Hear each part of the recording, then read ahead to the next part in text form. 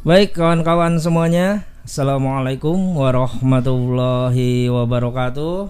Ketemu lagi dengan saya Gimin Admin yang akan terus menemani kawan-kawan. Kita ngobrol ngalor ngidul bersama Mas Ali Antoni yang sekarang sudah langsung berada di kiri saya.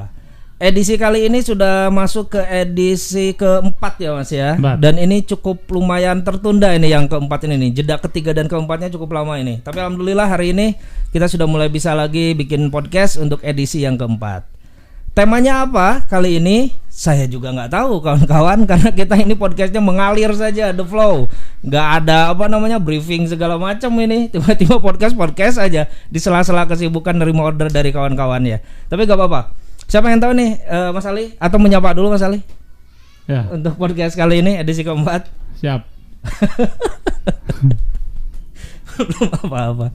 Mas, temanya apa nih Mas untuk yang ke edisi keempat ini? Sesuai dengan postingan yang di Facebook, kita akan bahas tentang keinginan. Oh iya, oke. Yang pernah di Facebook ya, saya baca sekilas. Oke, siap. Tentang keinginan ya. Itu keinginan itu nanti versusnya dengan ini enggak Mas? Dengan kebutuhan enggak Mas? Bisa kan kita, ada kebutuhan, ada keinginan gitu ya. Kebutuhannya mungkin kita bahas dikit, tapi kita lebih banyak gali keinginannya. Di keinginannya. Oke deh, siap. Silakan aja deh Mas Ali langsung Mas. Oke. Manusia itu kan secara sederhana ya bisa kita simpulin bahwa kita itu makhluk indrawi ya. Jadi kalau hewan kan makhluk instinktif. Kalau manusia itu makhluk indrawi. Kita punya panca indera. Dan secara hidup kita itu semacam ingin menuruti kenikmatan panca indera itu. Kita pengen hidup nyaman. Nah, atau hidup enak. Jadi misalkan kita nggak suka dengan suara bising, itu hubungannya dengan indera. Kita suka dengan musik-musik yang isi listening, itu hubungannya dengan indera pendengar. Kita suka ngelihat hal-hal yang indah ya, pemandangan, ya kan? Iya.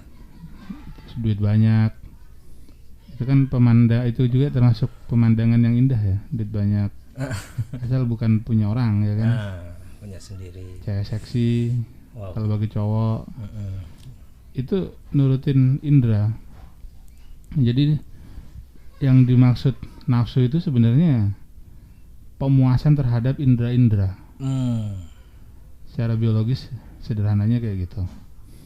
Jadi ada indera penglihatan, indera pendengar, kalau makan ya indera perasa. Kita maunya yang enak-enak kayak gitu. Nah, pokoknya apapun lah yang itu menyenangkan dan nyaman untuk indera, kita nurutin. Nah, nuruti atau selalu menuruti ya, atau terus fokus kita mengejar pemenuhan kebutuhan indera-indera, itulah yang disebut keinginan. Kayak gitu. Misalkan kita pengen makanan yang enak, itu kan karena indera perasa kita yang butuh dienakin, kan kayak gitu ya. Pengen ngencuk, kan jelas ya. Ngencuk apa tuh? Ngencuk itu proses in out, ML. Kalau mau ngomong ngentot kan nggak enak ya. Itu kan sok-sok artis apa gitu loh, mereka yang kena kasus kemarin. Omongannya kan kurang ajar. Kalau kita kan punya akhlak ya. Nah yang tadi itu berarti indera ya, kelamin kan, kulit ya. Bagian kulit, tapi kan lebih kompleks. Lebih kompleks ya. Nah kan termasuk ada sensor ya, saraf lah kayak gitu. Tuh.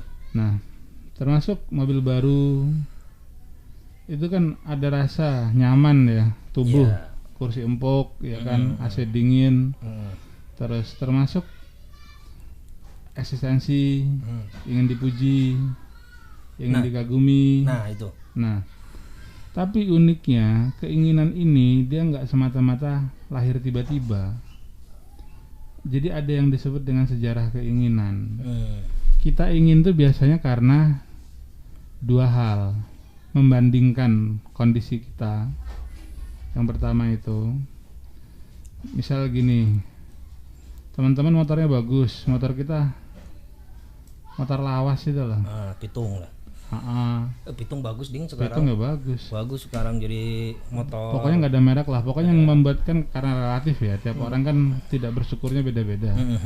Nah, karena dia membandingkan kondisi dirinya dan melihat kondisi orang lain, timbul keinginan. Yang kedua, itu iming-iming atau tawaran dari luar. Jadi misalkan kita ngeliat iklan, kayak gitu.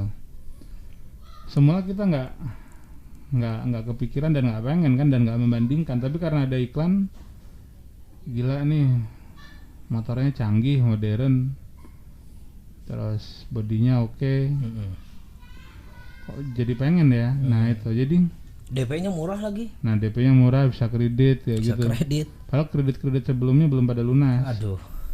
Rela nambah beban yang dibikin sendiri demi terwujud keinginan. Nah itu dia, garis bawah ya, rela menambah beban sendiri, yang penting keinginannya terwujud ya. Iya, makanya kalau kita kan mau jadi budak keinginan ya, budak indrawi. Nah, kalau kita langsung ngomong solusi, misalkan bagaimana caranya nggak terlalu banyak keinginan, ya jangan terlalu sering membandingkan atau hindari kesempatan kita ngelihat yang muluk-muluk yang dari iming-iming itu kalau kita nggak kuat. Jadi kita juga nggak bisa tiba-tiba mengurangi keinginan atau menghilangkan keinginan, nggak bisa.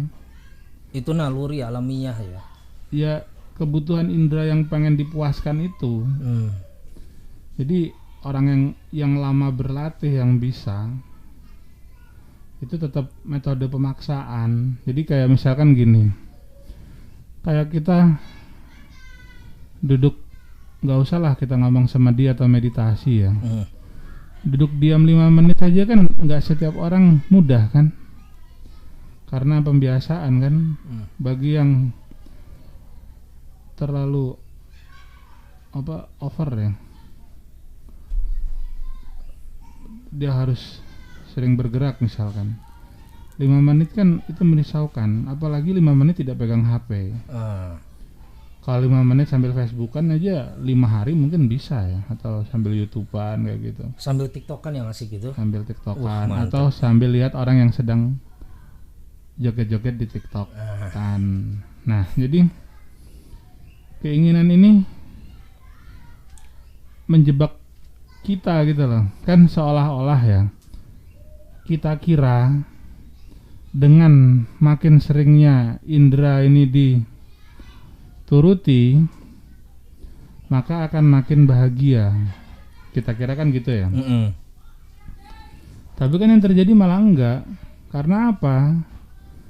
Karena dia menagih yang berikutnya. Itu keinginan itu paralel. Ketika dia sudah dipuaskan satu, bukan sudah selesai, malah akan ada keinginan berikutnya untuk mengejar puas lagi. Kalau nggak gitu, kadar puasnya nggak banyak, dia akan menagih dipuaskan lagi. Makanya orang makan enak kan nggak bosan. Misalkan ya kulineran nih kan lagi model ya, makan apa nih? Oh di sana lagi ada kambing guling enak kayak gitu kan. Kambing guling muda misalin. Oke, kita ke sana. Kambing ABG. Nah, kambing kimcil. kambing cabe-cabean. Kambing dicabein. Iya, terong dicabein. Itu yang sambal terong maksudnya kan? Oh iya. Nah, ketika kita udah makan kambing kimcil muda dan enak kan, nanti di meja obrolan itu akan ada obrolan lagi. Di sana tuh asik tuh. Ada rica-rica bebek. Itu belum selesai makan, itu udah ada tema baru lagi tentang makan yang enak. Dia akan nagih lagi. Setelah ini kita kemana nih biar enak lagi kan? Ke rica-rica bebek akhirnya. Rica-rica bebek kan udah tuh seru, makan lagi di situ enak. Terus belum selesai juga ada obrolan lagi. Sana tuh bakmi enak tuh, bakmi goreng apa bakmi rebus apa. Bakmi loncat. Ya makanya para kuliner itu akan terus mencari tempat-tempat kuliner baru untuk terus mengalami Kepuasan kepuasan. tadi. Mobil juga gitu. Betul, mobil seperti itu. Coba liatin yang sok-sok gaya sultan ya. Karena dia punya duit tapi ya, kan syaratnya harus itu dulu. Sama dengan makanan tadi kan selama dia bisa beli. Iya. Kan kayak gitu. Nah, misalkan ada yang sok sultan punya mobil langka apa. Satu itu dia senang, tapi kan menagih mobil langka kedua biar senangnya itu makin senang atau tetap terjaga senangnya. Soalnya kalau cuma satu, senangnya itu menagih, nggak cukup. Itu teori keinginan tuh kayak gitu itu. Jadi semakin dituruti, semakin dia menagih yang baru lagi. Semakin dituruti akan semakin mengakar akhirnya ya Mas ya. Yang ngoyot dan jalo, dia nagih kayak narkoba. Terus gini Mas, ini kaitannya dengan zuhud Mas. Apa akhirnya ketika kita ingin meminimalisir keinginan itu, maka salah satu pola hidup yang harus kita pilih adalah zuhud itu Mas. Bisa dikaitkan ke sana nggak sebenarnya? Kalau zuhud ini kan semacam perlawanan keras terhadap keinginan ya. Itu termasuk ekstrim banget ya perlawanannya berarti ya. Soalnya zuhud itu kan di atasnya. Bahkan dia cukup aja kan nggak perlu. Kurang aja udah bahagia. Kurang aja udah bahagia. Ya kalau orang zuhud kan gitu. Jangan kan cukup. Kurang aja mereka sudah bahagia. Makanya kita agak susah kalau sampai tembus sampai level itu gitu loh. Iya. Soalnya untuk urusan keikhlasan ya nomor satu ikhlas dulu. Kan itu kan di atas cukup itu. Seumpamanya ada orang terbiasa makan dengan ayam. Terbiasa makan dengan ikan. Ikan ayam, ikan tempe. Terbiasa makan dengan ikan. Ya iwa ya kan. Sebutnya. Ikan. Wah, keluarga sejahtera. Makannya ikan terus. Ikan ayam, ikan tempe, ikan tahu. Iwa ya. Iwa. Rapper itu ya. Bagi yang paham pasti. Bagi yang nggak paham garing. Kalau yang paham kan ada bentuk makannya lagi gini kan dia jongkok separuh gitu. Garing katanya. Paling ke apa tuh? Nah, itu kan apa? Otomatis kan ketika dia berniat ya mempuasai dirinya ya, nggak makan ikan nggak apa-apa lah itu ya. Misalkan dia makan cuma sayur. Kan kalau sayur kan kalau di Jawa kan tetap bukan iwak kan. Nggak ada iwak kangkung, iwak bayam kan nggak ada. Nah, ketika dia mempuasai dirinya sebagai orang yang bukan vegetarian loh ya. Kalau vegetarian itu absurd. Wah. Vegetarian itu bukan orang yang berpuasa. Itu cuma gaya hidup ya. Cuma lifestyle aja. Masuknya ke absurditas itu ya. Iya, manusia itu kan suka dengan gaya ya. Nah, termasuk vegetarian itu kan gaya hidup sekarang.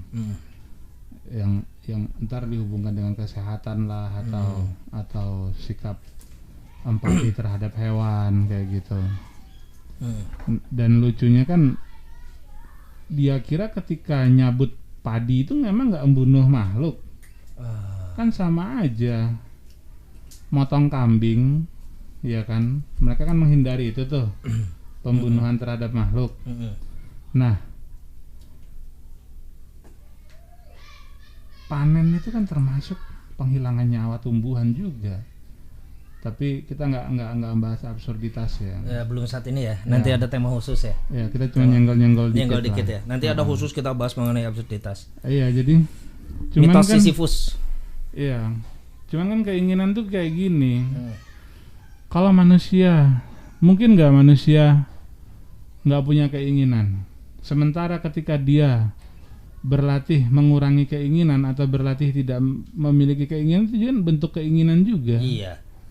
Keinginannya adalah ingin tidak punya keinginan. Iya, berarti kan gimana? Tetap ada berarti keinginan. Berarti tidak masalah. Punya keinginan itu tidak masalah. Yang jadi masalah ketika kita nggak bisa mengendalikan keinginan kita. Kita yang dikendalikan oleh keinginan kita. Apalagi ditambah dengan memaksakan diri untuk mengejar keinginan itu ya. Iya. Yang di luar batas kita. Yang kan? di luar batas. Iya. Termasuk menyedikitkan keinginan atau tidak punya keinginan, tapi itu di luar batas kita juga tetap nggak bijak. Oh. Itu kan nggak alami berarti. Iya. Kan kita kan kalau kita ngomong stoa ya, kan pijakannya apa yang bisa kita gapai. Yang ngoyo, yang apalagi menyakiti diri ya sampai sakit segala macam. Atau keluarganya yang jadi sakit hati misalkan istrinya nggak pernah dikasih uang belanja karena sedang berlatih berpuasa, termasuk berpuasa tidak menafkahi istri, itu kan kurang ajar namanya. Kasihan istrinya. Kasihan dianya. Oh iya. Istri digituin kan, ntar kalau istrinya disukain yang lain dinafkahi sama yang lain nggak terima. Wah, lain cerita itu gawat. Nah, iya, nafkahilah istrimu sebelum istrimu dinafkahi orang lain. Itu meskipun nggak nyambung ya dengan keinginan ya, tapi nggak apa-apa lah, kayaknya agak bijak gitu kayaknya. Absurd ya. Edisi keempat absurd. Lah biar jelas kan. Iya. Ya karena maunya bijak, tapi kan nama istri malah zolim. Iya. Ya hidup kudu lihat level-levelan. Betul. Kita harus ke level kita di mana, biar kan yang paling enak hidup itu kan natur ya. Kalau kita belajar sama semesta ya. Semesta ini kan natur. Dia nggak ngoyo, ya nggak males. Kan kayak gitu. Ya kita belajar kewajaran aja lah. Iya. Termasuk keinginan itu kan sebenarnya asal wajar nggak apa-apa. Disebut tidak wajar itu ketika itu di luar kapasitas kita. Umpamanya kita mau beli pesawat tempur ya, misalkan loh 15 triliun harganya misalkan, ya sangat mungkin kan kalau dia kepala negara misalkan, atau Prabowo sebagai Menhan misalkan, ya sangat mungkin. Tapi ketika misalnya cuman kita kayak gini ya kan, beli HP Cina aja ngeridit terus pengen yang nggak usah pesawat tempur ya kan. Iya. Nah itu kan baru muluk-muluk tuh, baru keinginan jadi petaka. Betul. Kayak gitu, apalagi kalau keinginan itu misalkan bermanfaat bagi orang lain ya, kan justru malah mulia kan.